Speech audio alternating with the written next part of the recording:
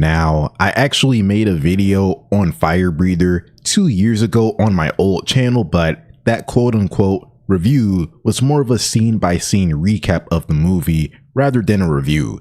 This movie is pretty cheap on Amazon Prime Video and it's free on YouTube as of right now, so rather than a recap, I'm just going to say what I liked about it, what I disliked about it, and how I think Firebreather would have fared as a series. Alright, it's time to get in here. For a brief synopsis of the movie, it's about a guy named Duncan Rosenblatt that's half human and half kaiju, but because he lives with his human mother, that's the side that he's going to embrace the most, just trying to live a normal human life. But his father Balak would like Duncan to be king of the kaiju, to take over for him, and that's the main conflict in this movie, trying to balance those two sides of him. Before I get into the stuff that I liked, I've just got to say that every time I watch this movie, I question even more how Balak and Margaret had Duncan, like how it all went down. It's not an important detail. It's probably something that I really don't want to know because it's probably disgusting, but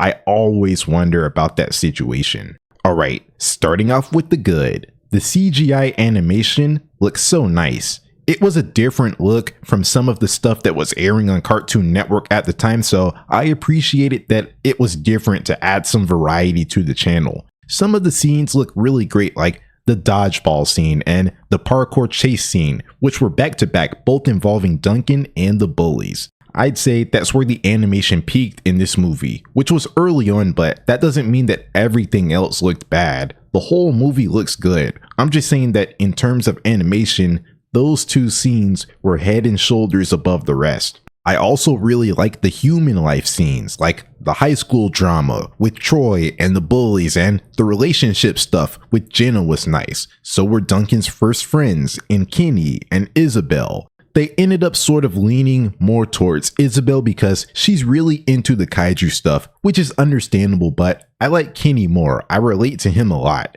Duncan kind of just came in out of nowhere and he got closer to Isabel, someone that Kenny clearly likes, and yeah, he's treated as the third wheel in that group. But yeah, talking about the school characters overall, I like their presence in this movie. The school stuff and stuff related to the school felt so alive beyond just a generic school that Duncan has to go to. And this was with Duncan only interacting with a few people there, so I gotta give a round of applause to the characters.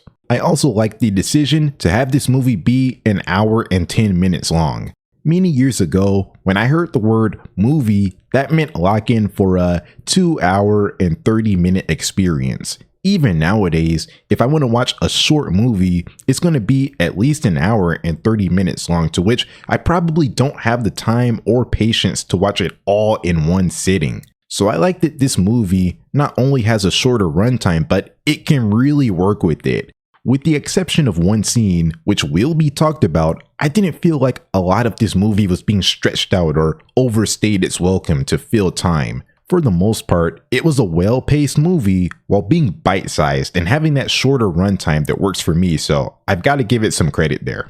And the last thing that I liked is that rock music whenever a battle or action was about to happen. Now, it's not necessarily on the level of the Johnny Test whip crack sound effect, but I've got to admit that it played a lot. Like, if this movie ever got a TV series, I could see the music getting old really quick. But for this movie, I didn't really mind it. It was one of the best parts of the movie, actually, really setting the tone for the battles. But now that I listed off all the good that I have to say about this movie, now it's time for the bad. When I was talking about what I liked, I said that I liked the human life, but I didn't mention the kaiju life. The thing about the kaiju stuff is that I actually really enjoyed it throughout the movie, but it was to a point.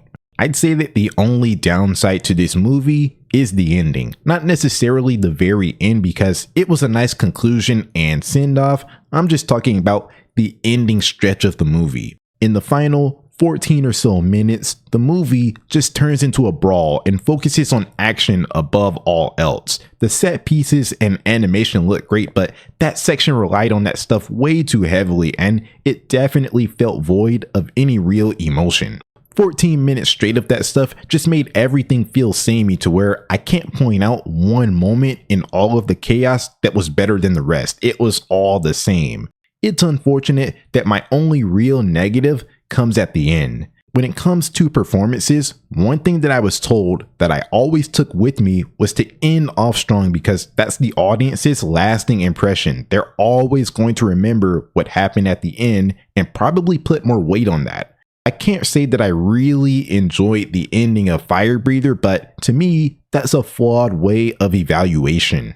Firebreather had a good start, good middle, and a lackluster end. Like, more times than not, the movie was solid, and that's why ultimately, I will say that this was a good movie, and it was definitely worth my time for sure. As for the series aspect, how this would have fared with more content, the director of this movie, Peter Chung, said that there was supposed to be more Firebreather stories. Maybe a movie series would work, but I don't really see how this could have been adapted into a TV series based on what was shown in the movie. The kaiju stuff, I'm not worried about at all. Maybe they can give Duncan something to fight every week or some training to master his kaiju abilities. Like, I'm not worried about that stuff at all, but I'm not sure about the human life, mainly the school life. It seemed like the girl that Duncan was crushing on, Jenna, ended up liking him back, which I guess it doesn't have to be a crush that's developed throughout the season. They can start off as a couple, but that gradual relationship building that already got built would be missed in a TV series, and it just subtracts a potential plot point that could last for a season.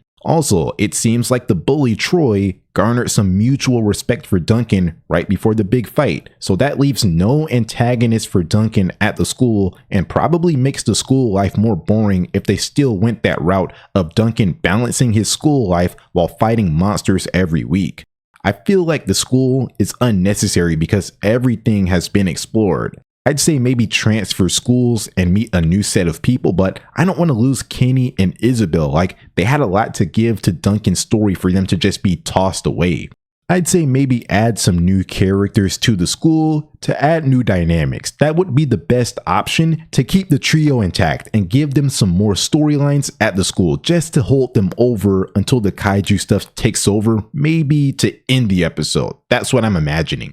But yeah, I don't see a path forward for Firebreather, but I still would have liked to see it get a series just to see what it would look like because it was already a good movie. Maybe a series could have been of the same quality or better. Plus, alongside the Ben 10s, the Generator Rexes, and the Secret Saturdays of that time, a Firebreather show could have fit in nicely on Cartoon Network. But to wrap everything up, whenever I hear about Firebreather, it always gets talked about as if it's a hidden, underrated gem. I've heard that said about every show or a movie that's forgotten, or it only had one season, or the movie was a one-off. Firebreather isn't a gem. I'm not going to put it on that high of a level, but it was still a fun watch, and it was nice getting to watch it now, all grown up, and actually being able to understand the story this time around and not just glorifying it for its occasional epic moments. It still has those, but this kaiju human balancing act was a nice plot point to focus the movie on. It's just a good movie, and hopefully if there are more stories relating to Firebreather, hopefully they can get told one day. Alright, that's it.